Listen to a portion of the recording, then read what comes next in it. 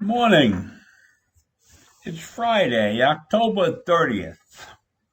And I got a question for you, for all of you out there. When was the last time a president asked his constituents, his loyal followers, to watch the poll place and make sure that everything was going well during his re-election campaign? How many of you know the answer to that question? Well, I've given you a few seconds to think about it, so I'm going to tell you the answer. It's never happened before. President Trump is the first president in the history of this country to ask his people, to watch the polling place and make sure that nothing out of the ordinary happens there. Now I ask you, does a human being, an intelligent person, do that? A leader of a country? Alerting? Inciting?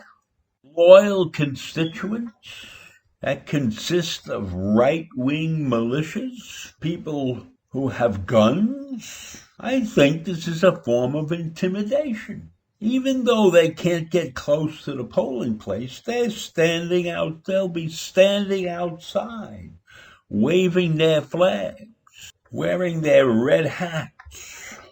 This is an unconscionable action.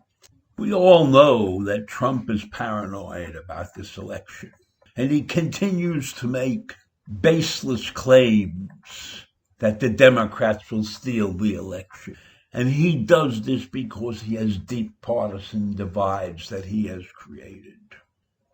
In fact, in Tuesday night's debate with Joe Biden, he said mail-in voting will be a disaster, and this is not going to end well. So probably when he goes to sleep at night, he thinks about losing. This is driving him over the edge. So he's going to continue with his baseless claims of mail fraud. And he said to his people, go into the polls and watch very carefully. Can you imagine that mob standing outside polling places, waving flags, wearing their red hats, and watching everybody closely? These claims are unnerving election officials, especially in the light of civil unrest in several cities around the country that have had armed groups from the right and left confronting one another. And let us not forget the mad incident of attempting to kidnap a governor. So instead of being cool and telling everybody to vote and vote safely because of the pandemic, our president rants. I love that word, rants to watch the polling places carefully. And you know, he has sick loyalists that will do that. These are people that he has unleashed in his 4 years of tenure. And consider, this is not a good time to be making statements to work up the crowd. This is going to be a tough election for the election officials to do correctly. This is an election that has to be run very carefully. It's an election like no other before it. We are going to have the largest turnout in the history of our elections. Traditionally, this nation has been lax at presidential election time, barely getting more than 50% of the vote. Now, in this election, we're probably going to get 70 to 75% of the population to vote. That's a monumental increase, and it has to be handled properly. And you can't be throwing a monkey wrench into the works. And then you'll stand up there and claim fraud like the asshole that you are. He has even had his son, Trump Jr., out there saying, we need every able-bodied man and woman to join the army for Trump's election security operation. Go. Make it defendyourballot.com. We need you to help us watch them. Who is them? Them are the people who are entitled to vote. And they're entitled to vote any way they want. And they don't have to be watched. But then Donald Jr. is saying, don't let them steal it. Them. What is this them business?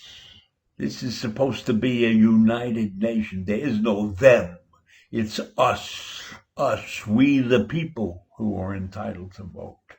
Not them. The Republican National Committee is also part of this conspiracy.